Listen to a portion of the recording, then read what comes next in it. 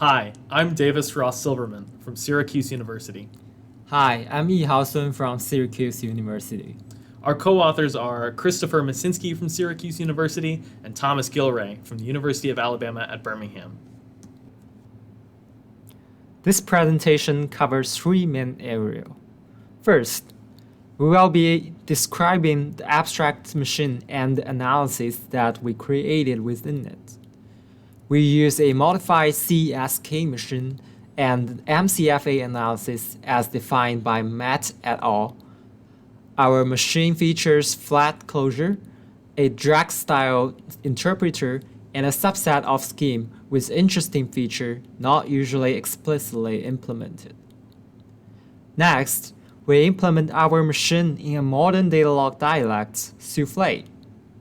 Utilizing features such as algebraic data type, we create a program that maps closely to the operation semantic of the abstract machine. Finally, we will evaluate our program in a worst-case program designed by Van Horn's work. We find that Souffle has broken parallel scaling, but still performs quite well on a single thread run. Computing control flow is a fundamental problem in optimizing scheme programs. In the following example, we cannot compute a static control flow graph at compile time. To know which functions will be called after the conditional, we must first know which closures flow to F and G. We have a chicken and egg problem. To know the control flow, we require knowledge of the data flow, but to compute a data flow graph, we first need a control flow graph. With abstract interpretation, control flow analysis, and abstract machines, we can get a meaningful solution to this problem. Abstract interpretation allows computing program values statically without dynamic runtime information. Unlike a normal interpreter, it will only give an over-approximate running result of the target program. For example, the if expression shown in the slides will be evaluated to either 1 or 2 in a normal interpreter. However, in the abstract interpreter, we may only conservatively evaluate the value of the guard expression into top. In that case, the abstract interpreter will evaluate both branches, and the result of this evaluation will be set of 1 and 2. To write our abstract interpreters, we utilize the theory of abstract machines. These machines provide our theoretical background for writing interpreters. With mathematically defined transition rules, we can treat each transition as a discrete time step. This is important during abstract interpretation as we need to formally separate computations. Our machine utilizes a modified CESK machine. These letters stand for control, environment, store, and continuation, but with a K. We define the control as the syntax we are evaluating or as the value we are applying. The environment identifies the set of live variables in scope and will act as the arbiter of precision in our abstract interpreter. The store is where values are stored and is analogous to the heap. Finally, the continuation is our stack, showing us what to do after we reach an atomic value in our control. Our machine utilizes the abstracting abstract machines approach. The AAM style allows us to easily make abstract interpreters for direct style languages. In the past, writing an abstract interpreter could only be done for simple abstract machines. This meant that a source program had to be translated to a significant subset of the language, such as continuation passing style, before it could be analyzed. AAM gives us all the benefits of abstract interpretation, that is, soundness and decidability, for more complex machines such as CESK. Soundness of an abstract machine lies in the results given. If the concrete result is in the set of results returned by the abstract machine, it is sound. Decidability is the guarantee that the program will terminate. The AAM paper gives proofs for both of these useful features if you follow their methodology. To produce this machine, you must remove recursive structures from the state space. Start with concrete semantics and finitize the environment. Adding a store is a common method. Next, store allocate continuations. This removes a key recursive structure from the state space. Finally, finitizing the address domain via the address allocation functions ensures that the machine is decidable. The environment of an abstract machine is the set of live variables in the kernel scope. In an abstract machine, we also use it as a point of precision. Precision is how much the machine will differentiate state before conflating state for space and time reason. Limiting precision is necessary to ensure decidability. A machine with infinite precision is a concrete machine. Concrete machines are undecidable, of course, thanks to the halting problem. Binding state are used as context. When new variables are bound, the state is added to the context.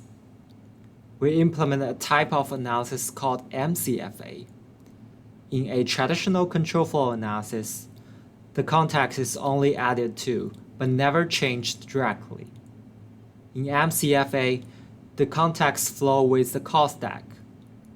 When variables are popped after a call, the context is popped as well.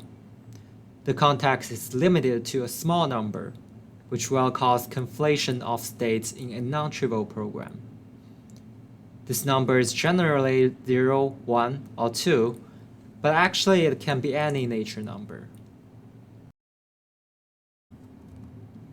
Contexts are used in our machine to control precision and therefore running time.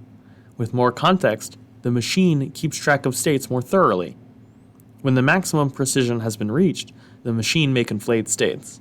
In a concrete machine, states are never conflated, only one value must be returned. In an abstract machine, multiple states may be conflated by the machine to conserve time and space. This may lead to multiple possible return values for a given expression or program. In Shiver's dissertation, contexts are called contours. In the AEM paper, they're called timestamps. In more recent work, they're called contexts. We continue to call them contexts. In the highlighted section of the example, the context is the two let expressions that form the variable's bound. Let 1 and then let 0. When the if expression is being evaluated, the context does not change as the variables bound have not changed, so the context is still let 1 and then let 0. When the body of the lambda is being evaluated, the x variable is bound, and the context is changed as a result. You see the context is now call 0 first, let 1, and let 0. Call 0 has been pushed to the front. This example shows a machine with at most 3 levels of context precision, a m equals 3 CFA. To make a machine that more easily conflates states, the maximum number of states can be limited. In a 2 CFA machine, the context in the lambda body would be call 0 and then let 1, dropping to let 0, because the list's maximum size is 2. Datalog is a declarative language initially designed for deductive relation database. It is very good at power set operation and computing fixed points, which is exactly what we do in control flow analysis algorithms. Its semantics are based on L-brand interpretation, means it can only start from a relation containing fully grounded facts. Thanks to this special semantics, Datalog is decidable and not Turing complete. Abstract interpreter need to be decidable, so using Datalog forces us to write such an interpreter. For CFA, Datalog semantics are powerful enough, but we also need to point out that Datalog can only manipulate power set lattices, so not all program analysis can be trivially expressed using Datalog.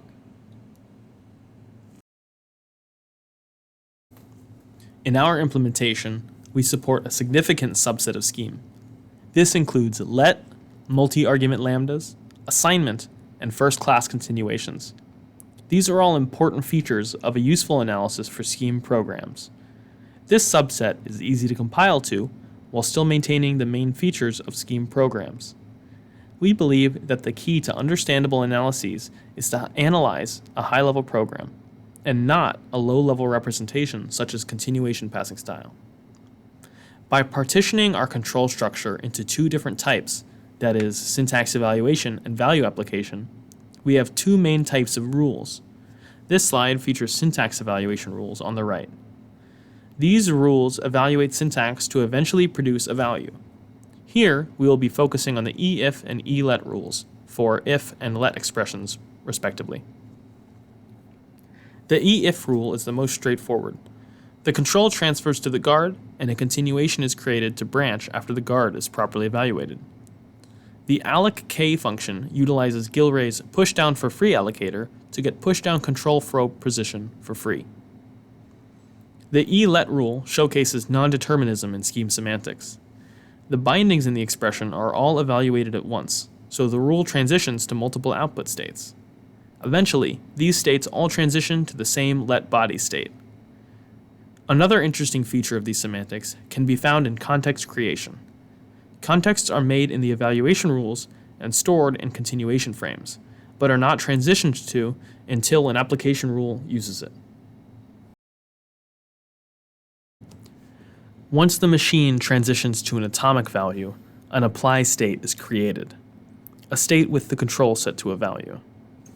Apply states consult the current continuation to determine how to transition and may not utilize the control value directly. The two if rules transition based on the control value. If the value could be false, it will transition to the else branch. Elsewise, the then branch is taken. In a soundly approximated program, a value may be both false and something else. In that case, both rules are applied, and two states are transitioned to. The let rule is where let bindings coalesce into. Because most of the work is done in the let rule, where the let expression is evaluated, this transition rule is quite simple. The important part of this rule is how it transitions with the context created from the evaluation rule. The call rule requires context copying. Because our implementation utilizes flat closures, we must copy variables into new contexts when evaluating a closure's body. We copy the closure's environment into the environment we'll be using for the lambda's body. In return for this work, flat closures provide better runtime complexity when compared to traditional linked closures.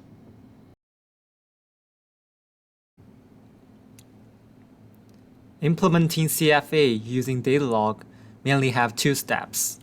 First, we need to transform a scheme program into facts so the Datalog compiler can take these facts data as input. This step is similar to parsing in a normal compiler. The difference is that a normal compiler converts the original program into an abstract syntax tree, which is algebraic data structure. However, in most Datalog dialects, you can only use a CSV-like file as input, which is also called EDB in Datalog language. And it has no data structure at all. We use a Racky script parsing input scheme file into a flattened CSV fact file. For example, this lat expression will be converted into one row inside the lat.facts file. This lat expression contains a list of variable bindings. Since Datalog does not support structural data, we need another fact file called latlist.facts. If you used SQL before, you can think in this input relation, bin ID in lat rule is a foreign key constraint pointing to the ID, which is a primary key of lat list relation. The operational semantics map well to a Datalog implementation. Transition rules in operational semantics begin with the input state. This maps to one of the conjunctive clauses of the Datalog rules body. That Datalog clause is then joined with another clause specifying the if syntax, a way of destructuring the syntax into the guard and the true and false branches. Another interesting correspondence is the continuation creation. It is almost a direct translation. Our process for creating the Datalog was very straightforward after completing the semantics and the boilerplate Datalog code. Finally, there's a difference between how stores are handled in the semantics and in the implementation. In the semantics, we use a store that is local to the state.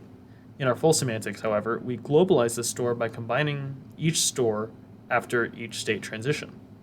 In our Datalog implementation, we place the values and continuations in a global store outright.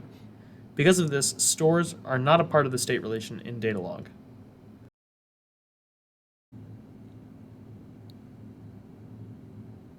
In order to evaluate and verify our implementation, we construct a worst case that can make MCFA lose precision and run very, very slow. If we want to beat 1 CFA, we can use the scheme expression shown in the slides. Variable f will be bound to lamZ, and function lamZ will be applied to different value inside the same lat context. During each application, variable z will be bound to a number ranging from 0 to m.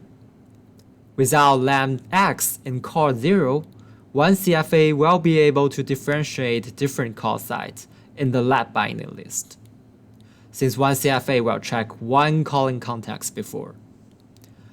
However, if lamx is added, although in concrete semantic, the result of the whole function does not change, it will still push a stack frame into context, which cause all 1 CFA conflate the abstract address of variable z, which make all z evaluate to a set of value ranging from 1 to m.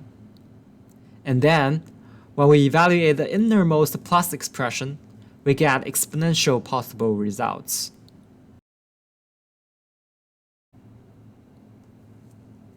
The idea of our worst case comes from Davy Van Horn's PhD dissertation. In his original paper, lamx is called padding.